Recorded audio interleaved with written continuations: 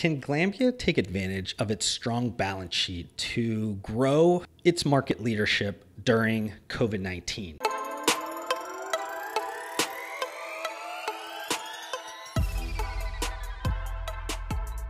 So this video is going to lean on the 2020 quarter one earnings for Glanbia that was put out last week. I will kind of run through that and weave in some numbers when I'm talking, also kind of looking a little bit forward towards COVID-19 and how Glanbia and the Glanbia Performance Nutrition brands are positioned to take advantage of this interrupted, uncertain retail environment. The 2020 quarter one earnings for Glanbia, revenue was up 17% year over year on a constant currency basis. The little bit different reporting requirements for companies that are based outside and traded outside of the United States. They don't have the same financial requirements that companies in the US have with the SEC. So I don't have the number for the revenue, and I don't have numbers that kind of back up a lot of. They just give you kind of percentage, year over year percentage comparative things to look at for the quarterly reports. The 17% growth on a constant currency basis, what was made up of that from Glanbia as a whole? 1.5% of that was from acquisitions, 6.3% of that was volume growth, and 9.2% was price increases. So if you follow some of my other Glanbia videos on their financial reports, you know that those numbers are much different than what you've been seeing. A lot of that growth has been skewed from the acquisition side. That a lot of that has dropped off. I think there's only about 2 months of activity from Watson left. All the Slim Fasts have dropped off. So this is now kind of back to like a baseline comparative constant number that we can kind of look at. And if they don't make any other acquisition in the next quarter, we're going to have clean financial reports to kind of look at. Glanbia is made up of two divisions, one that I follow extremely close, the other one that I follow not at the level that I do of Glanbia Performance Nutrition. I understand the value of it. It's just a little bit different of a business, more agricultural, more ingredient innovation side. And that division is called Glanbia Nutritionals, and it's made up of two wholly owned parts, the US cheese business and then Nutritional Solutions. This makes up about 2/3 of Glanbia's earnings at this point. This division was up 24% year over year. That was made up of 2.3% that came from the acquisition of Watson. Like I said, it had about 2 months left of that activity still on the financial statements, 7.5% from volume increases, and then 14.2% in price increases. So overall, very good numbers coming out of that side of Glanbia. Now moving over to Glanbia Performance Nutrition, this is about 1/3 of their revenue at this point. Glanbia breaks down Glanbia Performance Nutrition into kind of 3 sections at this point. I guess technically 4. Performance Nutrition is currently the biggest portion of Glanbia Performance Nutrition. That is made up of consumer brands Optimum Nutrition, BSN, Isopure, and American Bodybuilding, which I believe has been essentially shelved at this point. There's also a lifestyle brand section, which is Amazing Grass, ThinkThin, and Slim Fast. And then there is the international section, which is Nutra Amino. And then there's a website and private label Body and Fit, which Glanbia also kind of breaks that down into e-commerce, like the website side of Body and Fit. But I just kind of put them together because it's a little bit easier since it does not service the North American market currently. Glanbia Performance Nutrition saw revenues grow at 6% year over year. So positive number. Like I said, the acquisition part of that is taken out. That has really driven the increases over 2019. So it's nice to see a like-for-like volume increase that's come out of the portfolio of Glanbia Performance Nutrition. That was up 6.8%. And then they had a decreased price or some pricing pressure of 0.8% in the quarter. Now, I don't normally go into the financial position of Glanbia. They're usually in a pretty strong position, but it's just one of these things where COVID-19 has really put in a lot more stress into the financial part of these companies, regardless of how big they are. There's no such thing as too big to fail, if we've learned that from the Great Recession. So I just want to kind of peek into Glanbia, how they've been managing their cash, the liquidity standpoint, to make sure that they do have the strong balance sheet that they claim. They did make a move. They adjusted $351 million owed in a loan and adjusted that payment term from November of 2022, July of 2021. And they said that was just basically as a precaution. It's one of these things where they'd rather not have to pay a chunk of debt when there's just a ton of uncertainty in the market right now. They have about total debt of $747 million. That's in USD, but they have nothing owed for the next 12 months because they did push that payment term out to 2021. In terms of cash or available credit lines that they have, they're saying they have about $1.25 billion. So they have more cash and cash equivalents, things that they can convert easily and to pay down some of those debt vehicles. So they are at this point in a position of strength. And if you think about this from the competitors, if we're talking just Glanbia Performance Nutrition, supplement brands, sports nutrition brands, they have a much stronger balance sheet than their competitors. Now, shifting over to COVID-19, Glanbia did give a little bit of a look into the second quarter of 2020, just to talk a little bit candidly around COVID-19 and what that's doing to their business, what that could potentially do to their business. Glanbia mentioned that demand became more volatile at the end of the quarter and into April, particularly with the Glanbia Performance Nutrition brands. Glanbia is highly focused both on navigating the current challenges and emerging strongly to capture growth opportunities that will become available because of COVID-19. Glanbia portfolio is exposed to health and wellness trends and in growing channels, which is positive for long-term growth. So overall, on a net perspective, they feel pretty strong during the time of COVID-19, but just from the massive amount of uncertainty, they can't go out and be overly confident because that could bite them in the butt based around a lot of different things that have nothing to do with what Glanbia can manage from a company perspective. So let's talk a little bit more around Glanbia Performance Nutrition's brands, some of those segments that I told you about, how they break things out.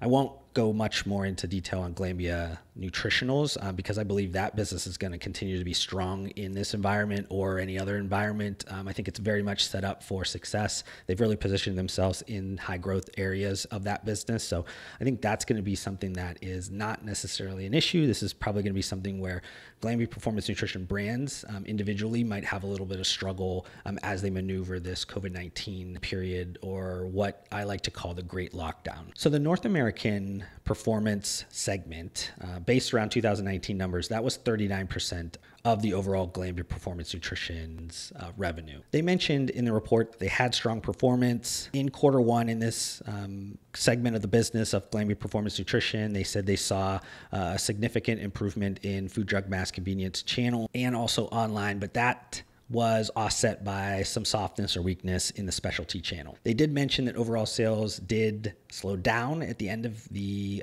quarter, mostly around COVID-19 and some of the restrictions, stay-at-home orders that caused gyms to close. And they're mentioning that BSN and Isopure was more impacted by that than Optimum Nutrition, that is very much protein heavy, also in some more resilient measured channels, ones that are larger retail channels. They noted that the developments and focus around their online business did help them mitigate some of the challenges that are being caused by COVID-19. Additionally, they mentioned that Optimum Nutrition has been a leader in the digital channel in the category. They did a ton of really great content creation and things that are keeping people engaged with the brand throughout COVID-19. They believe that one is going to continue to be a star within the uncertain retail environment. Moving into the North American lifestyle business, this is 29% of Glanbia Performance Nutrition's total revenue. It's led by SlimFast. That's really the hero brand within this portfolio. And they mentioned that they had continuing strong sales in quarter one because of food, drug, mass channel and then also online growth. Overall, the consumption of the lifestyle brands were great in the larger retail channels in quarter one, and they saw a benefit from pantry loading, kind of the stockpiling that was happening with some of the more food nutrient dense supplements and things that were happening in some of those larger channels. They did see an increase of the SlimFast business and the ThinkThin business as well on the protein bar category, kind of along with the trends as grocery and some of those retail channels are happening right now. You did see that really stop in kind of the end of March, and you're seeing like a deceleration of a lot of that spike of growth that's happening now, where it's kind of leveling off and being a little bit still above above year-over-year comparative numbers from just a total categorical side of things, but it's much different than what you were seeing before. They did highlight that Amazing Grass was doing well during the quarter, and some of the general health and wellness products that they have were really aligning with what was happening with COVID-19. They also believe that this specific segment of Glanbia Performance Nutrition will be positioned pretty strong for the post-COVID-19 era, where the predicted behavior of consumers will move towards a more health and wellness positioned lifestyle. The other segment with international, which is about 32% of total Glanbia Performance Nutrition based on 2019 numbers, and that's me combining both the kind of the e-com side of it, that body and fit number that's on the international side, and just the international business that's overall. They were mentioning that they kind of got off to a pretty good start in quarter one, but March significantly slowed things down as restrictions affected all the markets at different times in different ways. So a lot of third-party distributors that were kind of putting things on hold and really trying to understand what was happening in their market before they did continue their purchasing and sales. So any markets that are really focused on in-store sales and also third-party distributors to deal with that, those markets are getting affected much more than some of the ones that are very much leaning on the digital side. So they did mention positively around the body and fit website sales overall. They said those did pretty well throughout quarter one. They said there was some pricing pressure from competition, but the team continues to grow that platform into new markets. I think they mentioned about 6 new markets within that quarter, and they'd have a new headquarters in Amsterdam. Just to leave this video here, like, what do I think the position of Glanbia Performance Nutrition specifically, how strong do I think they are within this COVID-19 uncertain environment, the kind of the great lockdown? I think because of their balance sheet, they have the luxury of staying the course with some of the restructuring things they're doing. They don't need to drastically make some crazy moves just because they need to liquidate or they need to create cash in the short term. They can kind of continue to look at their business, move things around strategically for the long term. So that's extreme benefit for Glanbia Performance Nutrition because they want to build a stronger Glanbia Performance Nutrition after COVID-19. This should be something where they can take a few steps back and ultimately make their business stronger. I think COVID-19 overall has made a lot of businesses that sell consumer packaged goods or fast moving consumer goods, make them really look at how much they've invested in their e-commerce capabilities, be that the infrastructure, be that the staffing, be that just the focus overall. This has really kind of made people take a look at, are they investing enough? And I think this is going to give Glanbia Performance Nutrition, just Glanbia overall, the kick in the butt that they need to really overinvest. I would say comparable to some of the more hyper growth, newer brands in the sports nutrition and kind of lifestyle categories, they're not industry leaders if you're just considering an e-commerce perspective. I know that if you're looking just on a revenue base, Optimum Nutrition does sell probably more than anybody from a digital sense. But if you take that as a percentage of their business and a growth percentage, probably doesn't stand up to a lot of the hyper growth sports nutrition brands that they compete with on a day-to-day basis. So my hope is that this provides kind of a little bit of more of a wake-up call for them to overinvest in e-commerce and digital capabilities in the future, which was a part of their restructuring program. But I think that this really gives them more of a stronger spotlight to it. And Glanbia did mention one of the ways they see them growing their portfolio over time is through mergers and acquisitions. They are saying that over the next probably 3 to 6 months, they are going to put that on hold. This is what you're seeing, I think, across the market for strategics or private equity, venture capitalists. They're going to be really kind of in a wait and see moment, see where the hurt happens and where the opportunities come out at this. They don't need to work around speed. I don't think at this point speed really benefits you because of the uncertainty. I think you need to see at least this great lockdown move into more like a basic recessionary period that I think you can model out. I think then Glanbia looks at the market, sees a few names they like, puts in some offers that work well for them. And I think you're definitely before probably the end of 2020, maybe early 2021, see Glanbia make another large acquisition. Now, if you guys have questions about Glanbia, Glanbia Performance Nutrition, anything around that, comments, questions, please leave those down in this video, or you can reach out to me on any of my social media. Thank you so much for watching this video. If you want to help support me, make sure you guys hit that thumbs up button on this video. If this is the first time you've been introduced to my videos, would love for you guys to be a part of my community by subscribing to my channel. I upload several videos just like this weekly. And if you guys want to connect further outside of this platform, I do include all of my social media links down below. I just want to thank you guys again for your time. Hopefully I gave you some value in return, and we'll see you guys on the next video.